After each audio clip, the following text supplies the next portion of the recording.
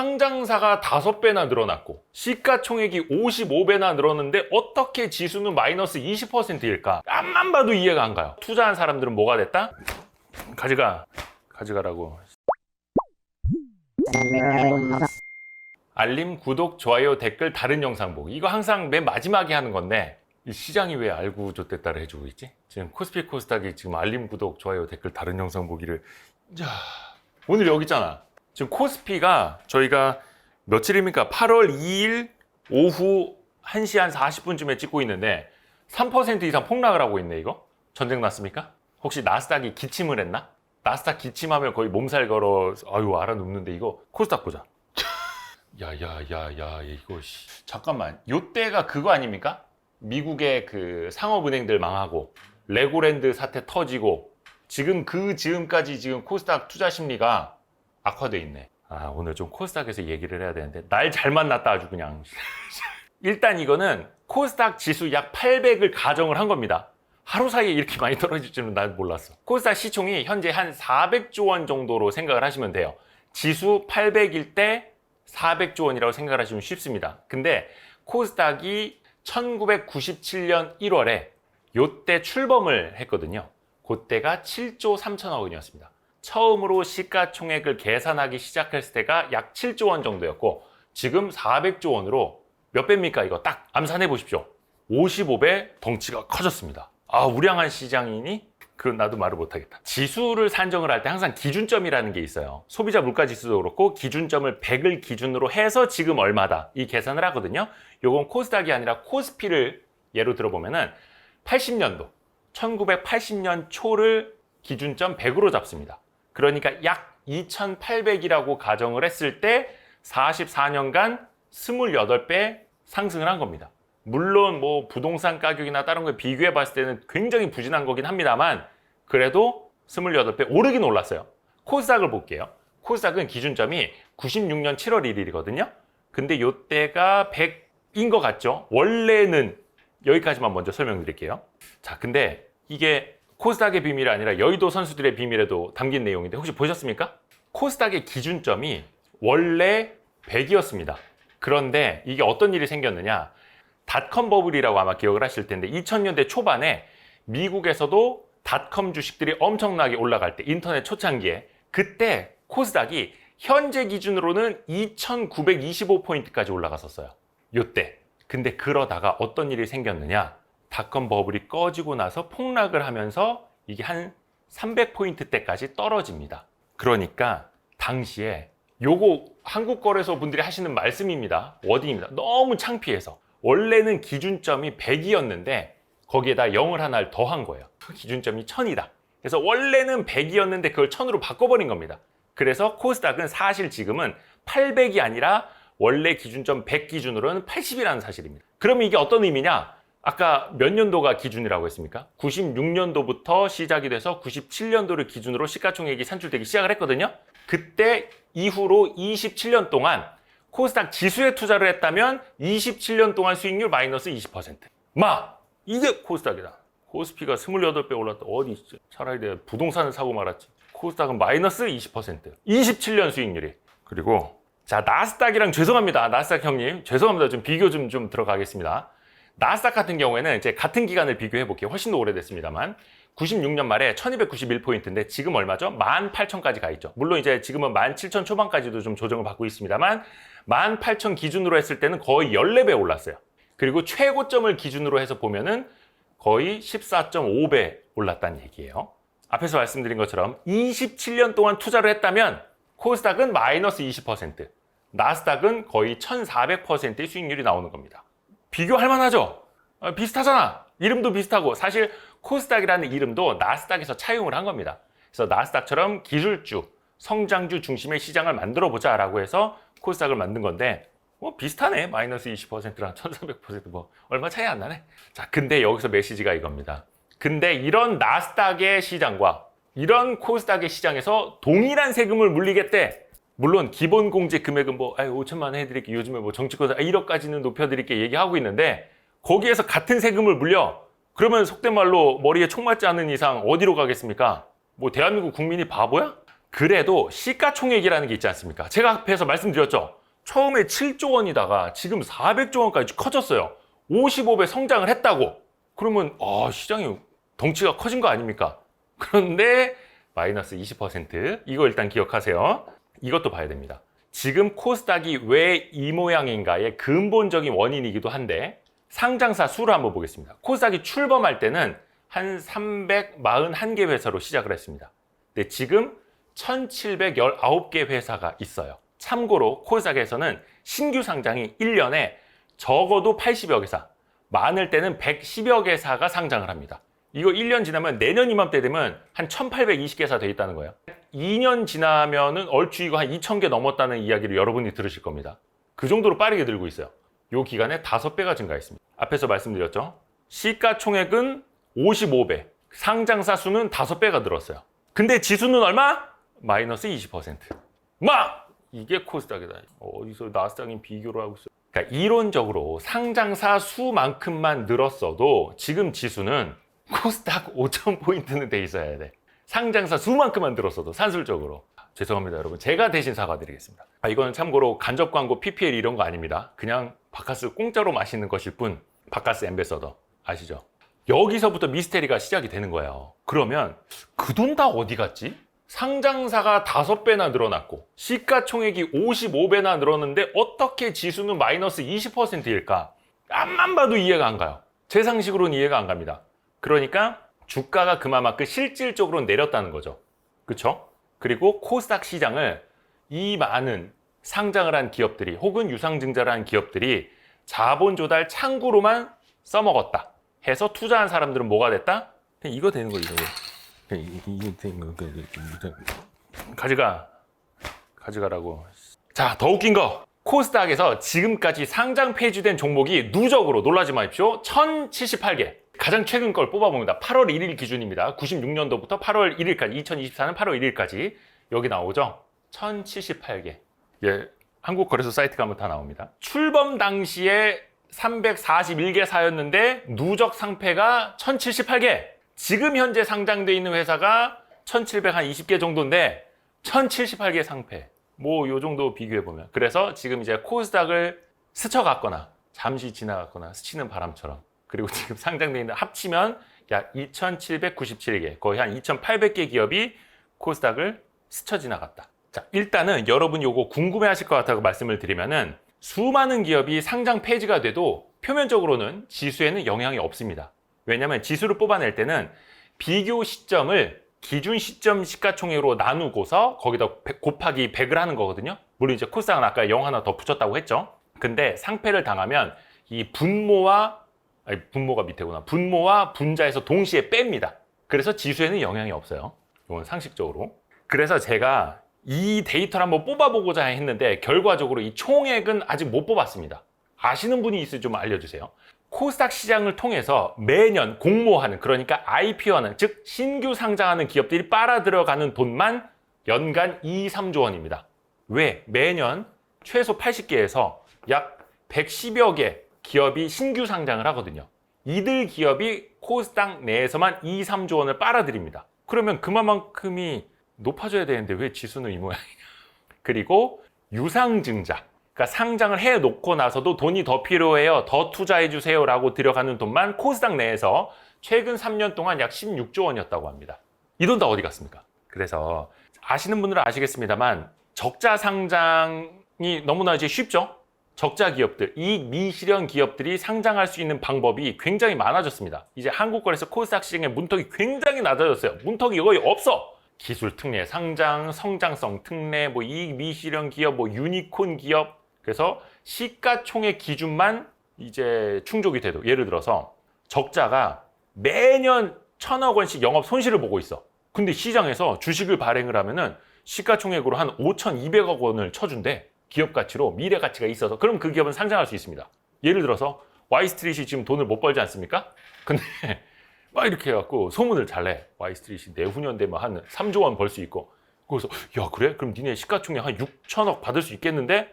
막 증권사에서 막 펌핑을 해줘. 펌핑 해줘. 그러면은 우리도 상장할 수 있다는 거예요. 신기하죠? 그게 가능합니다. 근데 일단 취지 자체는 좋아요. 왜냐? 코스닥이 뭡니까? 성장 기업들, 기술 기업들에게 마중물을 더 넣어주자. 그래서 그들이 성장을 하면은 이 생태계를, 산업계를, 기술을, 기업을 더 키울 수 있다라는 취지인데 현실은 뭐다? 27년간 마이너스 20%. 아까 말씀드린 것처럼 매년 80개에서 110여 개가 코스닥에서만 상장이 됩니다. 기업은 좋은 거죠. 당연히 투자금을 유치를 하는 거니까요. 그렇죠? 그리고 주식은 계속해서 늘어납니다. 증자를 통해서. 자본이 늘어나니까 그만큼 주식 수가 늘어나겠죠. 근데 투자자들은 뭡니까? 투자금 회수가 안 돼요.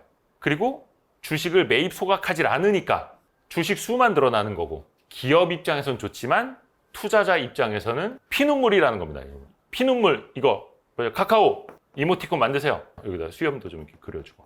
그러니까 말씀드렸습니다만 벤처기업 그리고 성장기업의 산실, 뭐 요람이라고도 표현하지 않습니까? 거기까지 다 좋다 이겁니다. 그러면 상장해서라도 잘해야 되는데 자본을 유치할 때만 주주님 상장하고 나서는 물론 이제 대부분 기업이 돈을 못 버니까 어쩔 수는 없겠습니다만 언제까지 투자자들이 호구로 잡혀 있어야 하는 거냐, 이 근본적인 물음을 계속해서 해봐야 되는 거죠.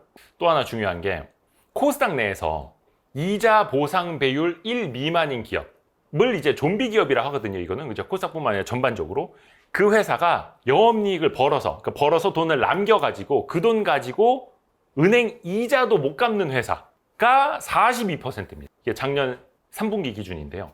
그러니까 이거는 흑자다 적자다가 아니라 흑자를 내고서도 돈을 벌어서 남겨도 이자도 못 내는 회사가 무려 42%. 엄청 많지 않습니까? 요즘 이제 올림픽 시즌이다 보니까 제가 코스닥 빌런 올림픽을 준비를 했습니다. 여러분 놀라지 마십시오. 앞에서 살짝 설명해 드렸습니다만 코스닥 내에서 누적 상장 폐지 1078개 2024년 8월 1일 기준으로 실질심사 있죠. 요거를 죽여 살려 상폐시켜 말어라고 하는 실질심사를 받고 있는 기업이 66개, 거래 정지가 된 회사가 84개. 물론 여기 스펙 합병 때문에 거래 정지된 것도 있고 그거 빼면 한 73개 정도 됩니다. 관리 종목 75개, 환기 종목 70개, 불성실 공시법인 95개. 빌런 올림픽 거의 뭐 이 정도 되면 전 세계 어디에 내보내도 금메달 딸 수 있는 빌런 코스닥입니다. 자, 그리고 K 횡령 빠지지 않죠. 요거 놀라지 마십시오, 여러분. 제가 어제 기준으로 횡령 배임, 그러니까 횡령 등 공시가 발생한 기업을 찾아보니까 1200개가 넘습니다. 아까 상장사가 몇 개라고 했습니까? 현재 1719개.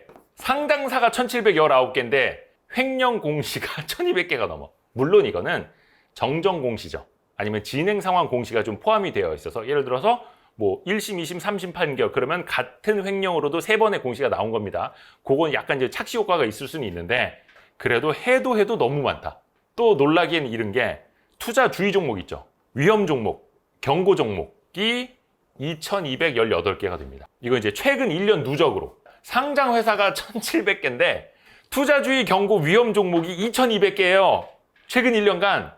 이게 바로 코스닥이다. 어때요? 자랑스럽죠? 자, 그리고 왜 좀비 기업을 빠르게 퇴출시켜야 된다 이런 주장들 많이 나오고 있지 않습니까? 근데 좀비가 괜히 좀비가 아닙니다. 영화에서도 좀비 하나 해치우기 정말 오래 걸리잖아. 막 심장을 정확히 쏴야 되고 막 머리를 없애요. 코스닥에서도 이론상으로는 개선 기간이 있죠. 이 기간 동안 거래 정지를 해 놓을 테니까 그 안에 감사 의견을 적정으로 받아오든지 문제를 해결을 하면 거래 유지가 될 수 있습니다. 이런 거. 그게 최대 2년까지 부여를 할 수 있습니다. 근데 여기에다가 심사를 보류하거나 아니면 이 회사가 거래소를 상대로 소송을 건다라고 하면은 그 기간이 그냥 무한대로 가는 거예요. 이 안에 포함이 안 되거든요. 그리고 실질적으로 상장 폐지 결정이 나왔어. 한국거래소에서. 그러면 그 상장사는 어떻게 하겠습니까? 네, 알겠습니다. 앞으로도 열심히 살겠습니다. 비상장소에서 열심히 살겠습니까? 하겠습니까? 아니죠. 왜냐면 주주들이 난리치잖아. 그러면은 이 기업들이 어떻게 하는지 압니까? 이제는 법원으로 갑니다. 2019년에 감마누라는 회사가 한국거래소 상대로 소송을 걸었습니다. 상장 폐지 결정 무효 확인 소송. 근데 그거를 승소했어요. 그래서 거래가 재개됐어. 그러니까 어떻게 되겠습니까? 이 사례가 나왔어. 그러니까 그 다음부터는 상장 폐지 결정을 받아도 법원으로 가는 겁니다. 야, 앞에서 감마누도 승소했잖아. 이렇게 주주들이 난리를 치니까. 그러면 이제 상패 최종 결정은 어디서 한다? 한국거래소가 아니라 법원에서 한다. 그것도 대법원까지 가면 뭐 한 5, 6년, 6, 7년 걸릴 수도 있는 거예요. 그러면 이 거래 정지 기간이 어떻게 됩니까? 앞으로 막 3년, 5년 쭉 갈 수도 있는 겁니다. 일단 여러분이 동의를 안 하실 수도 있을 것 같아요. 여러분의 의견은 댓글로 남겨주십시오. 이 상장 폐지, 잦은 상장 폐지 자체가 사실은 나쁜 거는 아닙니다. 왜냐? 이건 생태계거든요. 기업 생태계, 산업 생태계, 자본시장의 생태계. 예를 들어서 이 지구에 모든 생명체가 태어나기만 하고 죽지를 않아. 어떻게 되겠습니까? 우리가 왜 화분 같은 것도 분갈이를 하고 죽은 가지는 뽑아내고 하지 않습니까? 근데 병든 나무가 계속해서 영양분을 빨아먹고 있어, 옆에서. 그럼 어떻게 됩니까? 튼튼한 뿌리에는 영양분이 가지를 않아요. 그래서 빨리 좀비 기업들은 퇴출을 시키고 건강한 기업 위주로 시장을 만들어야 하는데 그게 쉽지 않았습니다. 이거는 어떤 훌륭한 기자가 지난 2019년에 칼럼을 쓴 겁니다. 머니투데이 방송 MTN 시절에 이대호 기자라네. 와, 이름도 좋다. 죽지 않는 코스닥, 다산다사에서 다산무사 시장이 된다. 이게 다산다사가 그겁니다. 많이 태어나고 많이 죽는. 그게 벤처 기업이기 때문에, 적자 기업이 포함된 성장 기업이기 때문에 그게 건강한 생태계인데 많이 태어나고 죽지는 않는 시장이 되면은 뭐가 되겠습니까? 생태계가 영양분 나눠 먹고 어디서부턴가는 이제 썩어 들어가는 거죠. 그럼 잘라내야 되는데 못 잘라 들어가고 계속 썩어 들어가는 거예요. 이때 제가 이 칼럼을 왜 썼냐면 그거예요. 제도가 바뀌었어요. 그래서 개선 기간도 더 부여해주고, 예를 들어서 감사 보고서에서 외부 감사인의 감사 의견이 의견 거절이 나왔어. 그러면 과거에는 감사 의견도 제대로 못 받았으니까 이거는 형식적으로 아예 상장 폐지, 형식적 상폐라고 해요. 상장사로서 갖춰야 할 최소한의 형식도 못 갖췄다라는 뜻이거든요. 그래서 바로 그냥 형식적 상장 폐지였어요. 개선 기간도 6개월이고 그 안에 재감사를 받든지. 근데 그게 2019년부터 1년으로 늘어났고 2023년도에 거절을 받았으면 24년도에 감사 의견 적정을 받으면 거래 재개를 시켜주는 걸로 바뀌었어요. 그러니까 기본적으로 거래 정지 기간이 1년에서 2년까지 늘어난 겁니다. 거의 죽지 않는 시장이 된 거예요. 그래서 이런 지적을 했던 거고. 그러면 다산다사의 시장이 되려면 이겁니다. 솔직히 내가 투자했는데 운이 나빠서 상장 폐지 당할 수도 있는 거잖아요. 그건 뭐 누구도 모르는 거니까. 중요한 거는 상폐 후에 재상장을 할 수 있도록, 재상장이 쉽도록 만들어줘야 사람들이 상장 폐지도 받아들인다는 겁니다. 그냥 2년, 3년, 5년 거래 정지 상태로 이제 일단 가는 게 아니라 상폐를 해. 그 다음에 그 문제를 개선을 했으면, 다시 충족을 시켰으면 다시 상장을 해. 우리가 다시 서류를 꼼꼼하게 봐줄게. 이런 시장이 건강하다라는 거예요. 그래서 제가 제안을 하는 거기도 하고 일각에서 솔솔 이야기가 나올 거기도 한데, 승급제, 저는 이거를 해야 된다고 강력하게 주장을 합니다. 1부 리그, 2부 리그, 3부 리그를 나눠야 되는 거예요. 지금 다 막 썩어가고 있고 다 이상한 기업들이고 다 돈도 못 벌고 이런 기업들 다 한 군데다 몰아넣는 게 아니라, 예를 들어서 1부 리그 우량 기업, 뭐 예를 들어서 뭐 ROE 기준이 될 수도 있겠고 흑자 여부일 수도 있겠고 뭐 배당 같은 주주 환원 여부를 정량적 그리고 정성적으로 봐서 1부 리그에는 굉장히 엄격하게 우량 기업만 넣는 겁니다. 그리고 2부 리그에서는 아직 이익이 나오지 않는 기업들, 어쩔 수 없이 적자인 기업, 신성장 산업인들을 2부 리그에다 넣는 겁니다. 근데 가능성이 있으면 이제 흑자는 올라오는 거예요.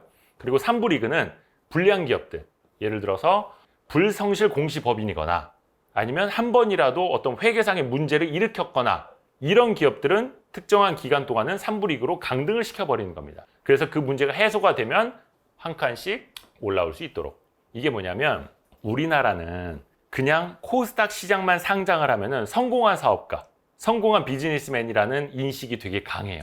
근데 이것도 이렇게 하는 거죠. 이게 예를 들어서 회장님들끼리, 코스닥 사장님들끼리 골프를 쳐. 김 사장 드라이버 거리가 멀어졌어. 야, 힘이 엄청 좋네. 근데 이번에 저 2부 리그로 강등됐다며? 매기는 거죠. 그리고 어떤 사장님이 우리 이번에 드디어 3부 리그에서 2부 리그로 올라간다. 그러니까 내후년에는 1부 리그로 올라갈 수 있을 것이다 하면은 그분들 사이에서도 평판이라든지 인식이라든지 서로 신경을 또 쓰게 됩니다. 그거는 주주들도 마찬가지고 투자자들 측면에서도 투자 위험성을 관리하는 측면에서도 훨씬 더 직관적으로 될 수 있는 거죠. 근데 여기에서 제가 예언 하나 해볼까요? 하나의 시나리오예요. 코스피와 코스닥 시장이 합쳐질 가능성도 있다. 일본에 자스닥이라고 있었습니다. 자스닥이라고. 일본도 나스닥을 벤치마킹해서 성장기업 시장을 만들었으니 자스닥이 없어졌다고 해요. 하나로 통합을 한 거죠. 근데 그것도 1부 리그, 2부 리그, 3부 리그 나눠서 승급제로 가는 거예요. 그러니까 우리나라도 코스피, 코스닥을 그냥 합쳐버리고 1부, 2부, 3부로 나누자. 승급제로 가자. 혹은 강등제로 가자라는 일부의 아이디어가 나오고 있고 한국거래소에서도 이거를 조금은 이제 검토를 하는 단계인 걸로 알고 있어요. 그러면 어떻게 되겠습니까? 투자자들도 조금 더 직관적으로 볼 수가 있겠죠. 근데 여기서 반론이 있을 수도 있어요. 이미 코스닥 내에서도 지수가 있잖아요. 코스닥 150이라고 혹시 들어보셨습니까? 그러면 코스닥 150 지수에 투자해 본 적 있어요? 왜 안 해? 코스닥 1700개 기업 중에서 지금 150개 우량한 기업만 모아놨는데 왜 이거 안 해? 왜 안 하냐고. 코스닥 중에서 우량한 기업인데 뭔지 모른다는 거예요. 일단 개념조차도 없고 그게 실제로 우량한 기업들 맞아? 구분도 안 되고 왜냐면 같은 시장 안에 있고 그래서 이 코스닥 150을 추종하는 ETF의 순자산 총액이 1, 2조 원밖에 안 돼요. 이것도 줄고 있어요.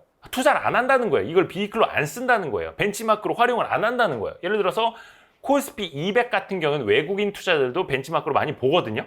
그건 실제로 우량한 기업들이 있으니까 돈 잘 버는 기업들이 있으니까. 근데 코스닥 150은 적자 기업도 있고 흑자 기업도 있고 무슨 기준인지도 모르겠고 심지어 KRX 300이라는 것도 있어요. 여기에 코스피 기업, 코스닥 기업을 같이 넣은 것도 있어요. 코스피 기업 한 200개, 코스닥 기업 뭐 100개 뭐 이런 식으로 버무린 것도 있고. 근데 그거 아십니까 여러분? 모르잖아. 실제로 안 쓴다고. 그리고 많이들 아시겠습니다만 코스닥 150 지수에 편입이 된 우리나라에서 선물을 주죠. 공매도라는 선물을 줍니다. 일로 와. 너 이제 코스닥 150에 들어왔어? 어서 와. 공매도는 처음이지? 그러면서 막 그냥 후드럭 패고. 그래서 누구도 반기지 않는 코스닥 150 지수 진입이 되는 겁니다. 그래서 또 일각에서는 그러면 더 우량한 기업 코스닥 50만 만들자. 코스닥 100을 만들자. 이런 아이디어 나오는데 저는 이거 아무 의미 없다고 봅니다. 같은 시장 안에서 같은 제도 하에서 같은 평가를 받을 수가 있기 때문에 그럴 바에는 이 코스닥 50에 들어가는 기업들은 무슨 선택을 하겠어요? 차라리 저는 코스피로 갈래요. 이전 상장을 선택하고 말죠. 왜 저기 27년 동안 마이너스 20%인 그런 시장에 내가 같이 있어야 돼? 내가 코스닥 시가총액 1, 2, 3등 하는 기업 대표에도 이전 상장하겠다. 2019년에 어떤 훌륭한 기자가 칼럼을 썼듯이 코스닥은 다산 다사의 시장이 되어야 하는데 그 상장 페이지를 주주들이 받아들이게 하려면 문제가 됐던 그 요소만 해결이 되면 다시 상장을 시켜드릴게요 라고 해서 다시 실패해도 되살아날 수 있는, 회생할 수 있는, 재상장할 수 있는 기회를 줘야 되는 거고 그리고 시장 자체를 건전하게 가려면 그걸 빨리빨리 솎아내야 되는 거고 그런 취지입니다. 웃음이 나와? 지금 코스피 코스닥 지금 3.5%씩 폭락하고 있는데 이 개별 종목이 아니라 지금 하이닉스가 아까 몇 프로 빠졌습니까? 9%? 그래서 코스피 코스닥도 밸류업을 해야 되는데 일단 투자자들 스스로 뭐라 해야 됩니까? 각자 도생하는 방법밖에 없어요. 일단은 이 제도가 다 바뀌기 전까지는. 그래서 여러분도 투자로 인생을 밸류업하라! 책 홍보 같겠습니다만 그렇진 않습니다. 이게 그 한걸음님이 지으신 책인데 또 여기 뒤에 훌륭한 분들이 추천사를 쓰셨네. 홍진채 대표님, 이대호 대표님, 깡토님, 노을 프라푸치노님, 지적 호기심님 이렇게 훌륭하신 분들이 추천사를 써주셔서 근데 이게 신기한 게 뭔지 아세요? 27년 동안 마이너스 20%를 기록한 코스닥 내에서도 투자를 해서 꾸준히 부를 쌓아가고 계시는 분들이 있다라는 거. 우리 또한 그렇게 하려고 늪에 빠지지 않고 늪이지만 수영장처럼 우리는 수영을 하려고 하는 우주 유영을 하려고 하는 그런 사람들이고 참 신기해. 그쵸? 이 거지 같은 시장에서 근데 뭐 한다? 이 시장에서? 어떻게 이런 시장에서 세금을 물리겠다고 신기한 분들입니다. 제발 우리 위정자 분들이 좀 정신을 차리시길 바라면서 해서 여러분도 밸류업 하시고 우리 와이스트리트도 밸류업하고 우리 구독자분들도 밸류업 하시길 바라겠습니다. 고맙습니다. 뿅!